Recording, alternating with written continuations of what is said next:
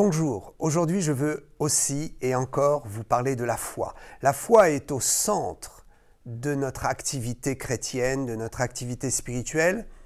La foi est ce qui vraiment fait grandir notre être spirituel et c'est par la foi que nous entrons dans une intimité plus grande avec le Saint-Esprit parce que tous nos actes de foi plaisent à Dieu et les actes de foi font mourir la chair.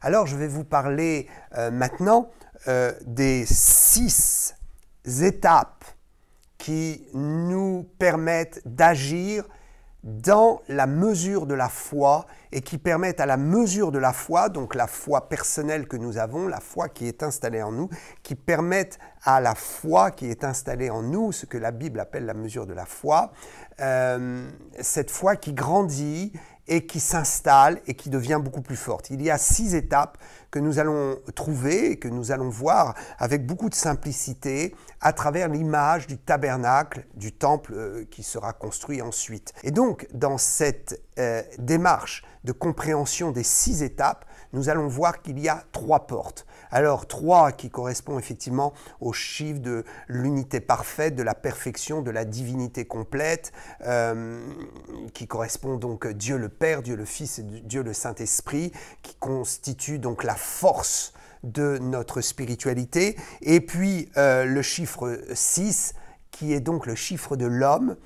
Pourquoi 6 et pourquoi pas 7? Eh bien tout simplement parce que je parle et nous parlons ici de la mesure de la foi qui est maîtrisée et qui est nourrie et qui est gérée par notre volonté, donc par l'homme. Dieu donne la puissance de la foi et l'homme gère cette puissance. Et donc, comme c'est l'homme qui gère, il y a 6 étapes pour faire grandir cette foi, puisque le 6 correspond au chiffre de l'homme, nous l'avons compris. Alors, je vais d'abord effectivement expliquer une chose et j'ai mis un schéma à votre disposition. Si vous voulez le recevoir, il suffit d'écrire à Salut pour le monde et puis on vous enverra ce schéma. C'est un schéma, donc on va le passer rapidement à l'écran, qui montre le tabernacle avec les éléments les plus importants du tabernacle. Dans cette construction du tabernacle, nous voyons les 3 portes d'entrée qui vont permettre un accès aux 3 dimensions du temple. Ces portes d'entrée sont en fait, à l'origine, dans le tabernacle, ne sont pas des portes en bois ou en fer ou des portes physiques, ce sont plutôt des rideaux qui sont des portes d'entrée. Des rideaux, pourquoi des rideaux? Bien parce que Dieu nous permet toujours d'aller au-delà du rideau, au-delà du voile, et cette idée du rideau, finalement, montre bien que c'est une porte d'accès, mais que cette porte est accessible et qu'elle est finalement qu'une représentation d'une limite que nous pouvons franchir en ouvrant le voile ou en dépassant le voile, en allant au-delà du voile, le voile qui correspond à l'obscurité ou à ce qui masque quelque chose qui est derrière. Alors, je ne vais pas faire toute une étude sur le voile, il y aurait beaucoup de choses à dire, mais l'idée du voile me paraît vraiment très très spirituelle et intéressante en tant que porte. Donc 3 portes, 3 voiles qu'il fallait franchir. Un premier voile pour entrer dans le parvis, un deuxième voile pour entrer dans le lieu saint et un 3e voile, un 3e rideau pour entrer dans le saint des saints. Ces 3 voiles nous parlent donc de 3 accès. La première porte, donc le premier voile, nous introduit dans l'image ou la notion de ce que l'on peut représenter de notre vie spirituelle ou de notre position spirituelle qui est imagée par un animal. Je crois que Dieu se plaît à prendre l'image des animaux pour décrire certaines caractéristiques de force, de faiblesse, certaines caractéristiques aussi de comportement qui se produisent en nous lorsque nous venons à Christ. Alors la première porte, le premier élément, c'est la brebis. Je crois que nous allons comprendre qu'il y a 3 animaux dans la Bible qui montrent notre caractéristique, notre évolution en Christ et notre capacité. La brebis image l'être faible que nous sommes, la brebis rachetée par le Seigneur, la brebis ayant besoin d'un berger.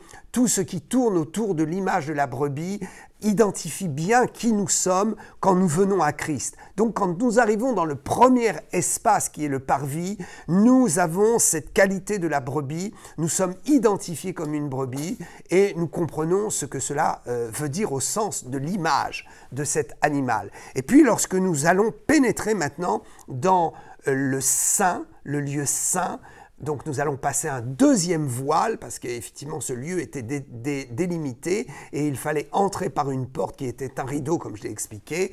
Donc cette deuxième porte finalement, nous allons voir sur cette porte, sur ce rideau, l'image du lion, le lion. Nous sommes comme des lions et nous allons aller dans la capacité de Christ qui est le lion de Juda. Le lion qui est représenté dans le lieu saint ou qui peut être identifié au lieu saint parce que c'est le sacerdoce. C'est là où le lion de Juda a pris la totale victoire pour nous et nous introduit dans la présence du Saint-Esprit. Le lion de Juda a remporté la victoire à la croix et le lion de Juda règne pour que nous puissions recevoir le Saint-Esprit en nous. Il y a beaucoup de symboles dans ce lieu saint par rapport à cette deuxième image que Dieu nous donne. Nous sommes des lions et nous avons la capacité du lion de Juda en nous. Et puis, le troisième voile que nous allons franchir spirituellement pour entrer dans le Saint des Saints. Ce voile va porter l'image de l'aigle, l'aigle.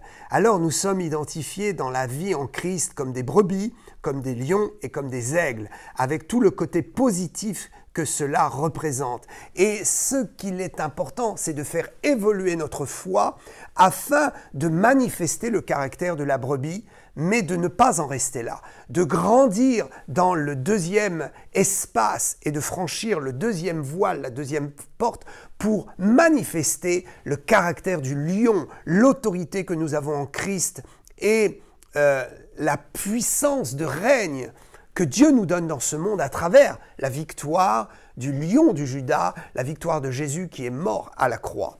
Et puis nous entrons dans le Saint des Saints où là nous avons cette capacité qui nous est donnée, une capacité de l'aigle, rajeunir comme l'aigle, voir comme l'aigle dans la dimension de l'esprit, voler dans les hauteurs spirituelles, être guidé par le vent de l'esprit. L'aigle est guidé par le vent de l'esprit. L'aigle est connecté au vent des hauteurs. Toute cette notion qui nous est montrée à travers la faculté de l'aigle et à travers la position de l'aigle. Donc la position et la faculté de la brebis, la position et la faculté du lion et la faculté et la position de l'aigle. Ceci est très très fort. Et il va nous falloir évoluer dans la foi et faire grandir notre foi dans ces dimensions afin de pouvoir naviguer dans ces trois dimensions. Lorsque nous passons de la dimension de la brebis à la dimension du lion, cela veut dire que nous avons en nous cette dimension.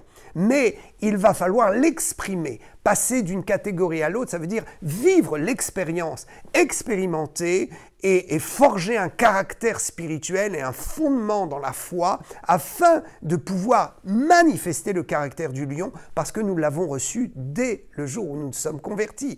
Donc passer d'une étape à l'autre ne veut pas dire que nous abandonnions une étape, mais nous allons grandir dans des étapes. Et la foi doit grandir. Je ne dois plus simplement être une simple brebis, petite brebis du Seigneur qui doit être protégée, qui est faible, etc. Mais je dois comprendre que maintenant une force m'est donnée, que je dois aussi exprimer cette force. Je dois rester une brebis. Parce que je suis faible, je suis humble, je dois être humble, je suis dans la faiblesse de la chair, mais en moi se manifeste la force du lion. Donc, ce n'est pas parce que j'ai compris cela et que j'ai l'autorité en Christ et que je sais qui je suis en Christ et que je suis un lion qui domine en Christ, ce n'est pas pour autant que j'abandonne mon image et ma situation de brebis. Au contraire, je suis toujours une brebis, mais je manifeste aussi le caractère du lion. Et quand je deviens un aigle, ou plutôt quand je comprends la manifestation de la puissance que donne la force de l'esprit à travers l'image de l'aigle, à ce moment-là, je suis toujours un lion, je suis toujours une brebis. Mais je vais cumuler ces trois aspects et je vais donc pouvoir, dans l'humilité de la brebis, exercer la puissance de Dieu et je vais pouvoir être un lion et je vais pouvoir être un aigle. L'aigle qui identifie tout le côté de l'espace prophétique,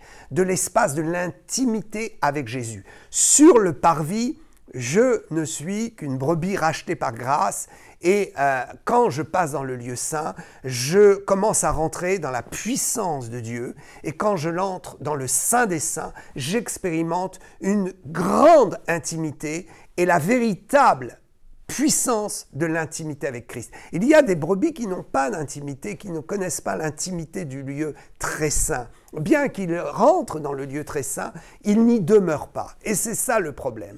C'est de pouvoir passer d'un espace à l'autre tout en demeurant dans les espaces. Je demeure dans le parvis, mais en même temps, ma demeure est maintenant installée dans le lieu saint et je dois demeurer dans le lieu très saint. Je dois prendre tout l'espace, en fait, de l'image du temple, parce que mon corps est le temple et je dois donc acquérir en moi-même toutes ces dimensions. Alors vous allez me dire, où sont les 6 dimensions, les 6 étapes dans ces 3 compartiments? Eh bien, j'y viens tout de suite. Lorsque nous arrivons dans le parvis, nous allons trouver quoi? Nous allons trouver l'autel des sacrifices et la cuve des reins. Donc, nous allons trouver ici 2 étapes de la foi. Quand nous allons entrer dans le lieu saint, nous allons trouver 3 autres étapes, élévation de la foi qui m'est personnelle. Je ne parle pas ici du don de foi ou de la foi de Dieu en moi. Je parle de la foi que Dieu m'a donnée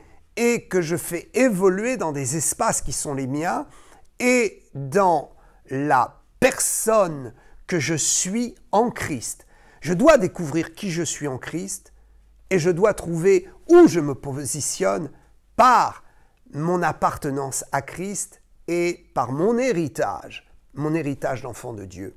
Donc, dans le lieu saint, je vais trouver 3 éléments de propulsion de la foi. Alors, je vous encourage évidemment à voir ma vidéo sur la foi où j'explique le don de foi et où j'explique la mesure de la foi. Donc nous sommes ici dans une élévation, une culture de la mesure de la foi. Je vais donc ensuite trouver un élément dans le Saint des Saints, c'est l'arche de l'Alliance qui correspond à l'intimité. Alors je vais détailler rapidement ici et je vous laisse la réflexion sur les 6 étapes et les 6 éléments qui vont appuyer une force de ma foi personnelle, qui vont enraciner ma foi dans la présence de Christ, dans l'œuvre de Christ et dans l'environnement du royaume de Dieu. Nous sommes connectés donc par 6 points. Le premier point, c'est l'autel des sacrifices. L'autel des sacrifices représente la repentance, la mort à soi-même et le sacrifice de nos vies, l'offrande de nos vies, la mort en Christ et la résurrection en Christ. Autrement dit, c'est l'autel de la croix. Nous passons par la croix, ça c'est ce qui va déclencher le début de notre foi et la mesure de la foi en nous. Ensuite, il y a la cuve des reins. La cuve des reins va nous parler du baptême d'eau. Si vous voulez faire grandir la foi en vous, il faudra impérativement passer par l'immersion et le baptême d'eau, parce qu'il y a là une grande réalité spirituelle dans le support que nous donne cet acte d'obéissance pour la croissance de la foi personnelle. Nous n'allons pas le redire et le dire encore, mais c'est vrai que tous ceux qui sont passés par l'expérience du baptême d'eau vous diront que leur foi a été affermie et a pris une autre dimension après le baptême d'eau. Ensuite, il y a dans le lieu saint le chandelier qui correspond à la lumière de la volonté de Dieu. Beaucoup de choses à dire. Il faut absolument comprendre la volonté de Dieu pour soi-même et être éclairé par la lumière du chandelier qui correspond à la diversité de l'Esprit de Dieu dans son action et qui correspond à la lumière pleine du Seigneur dans nos cœurs. Parce que si le parvis représente le corps, le lieu saint représente l'âme, le cœur, et le lieu très saint représente l'esprit. Les tables des pains de proposition est le grand mystère de la compréhension du peuple de Dieu. La nature du peuple de Dieu, l'importance du peuple de Dieu, l'importance de la réunification du peuple de Dieu de l'Ancien Testament et de la loi avec le peuple de Dieu sous la grâce. La réunification du peuple choisi de Dieu, qui est le peuple physiquement identifiable sur cette terre par la nation juive et par le fait que Dieu a choisi un peuple qui s'appelait les Hébreux, et que ces Hébreux sont identifiés par la nation et le peuple juif. Donc, son peuple, le peuple de Dieu physique et le peuple de Dieu spirituel, nous-mêmes qui avons été rachetés des nations et qui constituons le peuple de Dieu, qui sommes rentrés dans le royaume de Dieu par la porte de la grâce. Le peuple juif est rentré par la porte de la loi, nous sommes rentrés par la porte de la grâce, mais nous nous trouvons tous unis devant Dieu comme un seul peuple, puisque la table des pains de proposition était composée ainsi, 6 pains d'un côté et 6 pains de l'autre, donc 2 colonnes de 6 pains, ce qui fait 12 d'un côté, donc le chiffre de l'homme, 6 et 6, d'un côté Israël et d'un côté le peuple nouveau-né, et beaucoup aussi de compréhension par rapport à l'intégration de nos vies, l'importance d'être connecté au corps de Christ. Donc c'est ce pain des propositions. Nous allons faire évoluer notre foi quand nous allons être connectés au corps de Christ. Il y a des brebis qui ne se connectent pas au corps de Christ et qui perdent pied dans la foi et qui ne peuvent pas faire évoluer leur foi. Tellement de choses à dire à ce niveau-là. La révélation de la parole. Les pains de proposition, c'est exactement aussi la consommation de la parole de Dieu qui est le pain de vie, et cette parole qui est révélée dans le lieu saint sous la lumière du chandelier, sous la présence de Dieu. La table des parfums nous parle de la véritable adoration. Dans le parvis, la brebis adore Dieu en action de grâce. Dans le lieu saint, la brebis commence à adorer Dieu d'une toute autre façon, avec une profondeur de communion avec le Saint-Esprit. Dieu désire des adorateurs en esprit et en vérité, souvenons-nous de cela. Ensuite, l'arche de l'Alliance. Nous allons donc là passer un 3e rideau pour entrer dans le 3e espace. C'est l'espace du lieu saint des saints, c'est-à-dire la pleine communion royale. C'est l'intimité profonde avec le Seigneur par l'alliance et la compréhension profonde de l'alliance que Dieu a traitée avec nous, cette alliance qui nous permet d'être en communion parfaite avec Jésus. Oh, ceci est merveilleux, ceci est merveilleux. Nous comprenons qu'il faut évoluer dans tous ces espaces et qu'il faut demeurer dans tous ces espaces et qu'il faut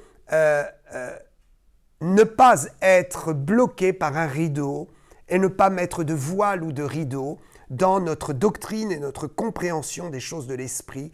Et il faut faire évoluer notre doctrine afin que nous soyons autorisés à aller dans chacun des lieux et à puiser dans chacun des lieux ce qui est nécessaire pour la croissance de notre vie spirituelle et notre communion avec Jésus. Alors, ce que je voudrais dire à propos, et je vais finir avec ça, du lieu très saint, c'est que le lieu très saint fait de nous des amis de Dieu. Souvenez-vous que lorsque nous nous convertissons, nous sommes des rachetés. Sur le parvis, nous sommes des rachetés. Nous devons entrer dans le service et le service se trouve dans le lieu saint. Il n'y a pas de service dans le parvis. Il n'y a qu'une consommation, il n'y a que la réalité d'une appartenance à Dieu. Mais les sacrificateurs faisaient leur service dans le lieu saint et une fois par an dans le lieu très saint. Donc, le lieu saint nous parle du service. Nous passons donc de la situation de racheté dans le parvis à situation de serviteur dans le lieu saint, et nous passons dans la situation d'amis de Dieu dans le Saint des Saints. Cette notion de transition entre le serviteur et l'ami est tellement importante. Depuis longtemps, je ne me sens plus du tout serviteur, je me sens ami de Dieu et co-héritier de l'œuvre de Dieu. Je me sens collaborateur avec Dieu, ami de Dieu dans l'œuvre. Bien sûr, je suis toujours serviteur. Bien sûr, je suis toujours racheté. Ça n'efface pas les autres dimensions. Mais ça me permet de comprendre ma situation de racheté, ma situation de serviteur dans une dimension plus excellente. Regardez ce qui est écrit dans Jean 15, 15. « Je ne vous appelle plus serviteur, parce que le serviteur ne sait pas ce que fait son maître, mais je vous ai appelé ami, parce que je vous ai fait connaître tout ce que j'ai appris de mon Père. » Waouh, waouh, waouh! Frères et sœurs, pouvoir passer dans cette dimension ultime, se sentir amis de Dieu, en amitié avec Dieu, ne plus être des religieux qui accomplissons un service parce qu'il faut l'accomplir, mais accomplir un service parce que Dieu nous donne les détails de ce service. Dieu nous fait comprendre l'importance de notre service. Dieu nous rend participants à son projet en nous expliquant son projet, parce que le Saint des Saints, c'est l'intimité avec le Saint-Esprit. Dieu nous parle, Dieu nous explique les choses et nous sentons que nous devenons son ami. Nous n'avons plus besoin de le vouvoyer dans le lieu très saint. Nous n'avons plus besoin de prendre des prières toutes faites dans le Saint des Saints. Nous pouvons exprimer notre cœur, parler de cœur à cœur, parler à Dieu comme un enfant parle à son Père en toute liberté. Oh, que Dieu soit loué pour cette dimension excellente, excellente. Hébreux 6, 19, je finirai avec cela pour conclure. Cette espérance, nous la possédons comme une ancre de l'âme, sûre et solide. Elle pénètre au-delà du voile. Oh, alléluia! Cette espérance, nous la possédons comme une ancre en nous. Et elle nous permet de naviguer, d'aller au-delà du voile. De quel voile? Le voile qui se trouve entre le parvis et le lieu saint, et le voile entre le lieu saint et le lieu très saint. Il n'y a plus d'obstacle, nous franchissons et nous pénétrons au-delà du voile. Si vous n'avez encore jamais expérimenté l'intimité avec Dieu, si vous ne vous êtes jamais senti ami de Dieu, je vous dis une bonne nouvelle. Vous pouvez franchir l'espace et aller dans le Saint des Saints, parce que le Saint des Saints est ouvert. Vous pouvez par la foi franchir ce lieu et vous pouvez naviguer dans ces 6 étapes de l'élévation de la foi. Oh, que Dieu vous bénisse. J'espère que ces images, et j'en suis certain par l'Esprit de Dieu, je suis certain que ces images, ces paraboles, si on peut dire ainsi, par rapport à un ouvrage qui était fait quand même de main d'homme et qui était inspiré par Dieu, mais qui était un ouvrage terrestre, le tabernacle et le temple qui est détruit, qui sera probablement reconstruit, mais qui ne reste que des éléments matériels, qu'à travers ces éléments si puissants et saints, nous puissions comprendre la parabole si puissante de ce que Dieu veut nous inspirer et nous montrer dans l'élévation de notre croissance spirituelle. Je vous invite à venir avec moi dans le Saint des Saints et être intime avec le Seigneur et de comprendre toute la puissance de l'alliance. C'est là, dans l'intimité, que nous découvrons l'ampleur de l'alliance que Dieu a faite avec nous. Je vous recommande d'ailleurs mon livre sur l'alliance. Nous allons l'afficher. Si vous ne l'avez pas, procurez-vous-le. Il est très intéressant au niveau de ce détail des points de l'alliance pour notre vie spirituelle. Que Dieu vous bénisse, que Dieu vous fasse croître et que la foi soit tellement puissante dans votre vie que vous allez pouvoir démontrer la gloire de Dieu partout où vous serez. On verra que vous êtes quelqu'un qui est familier avec le lieu très saint de Dieu. À bientôt, à bientôt.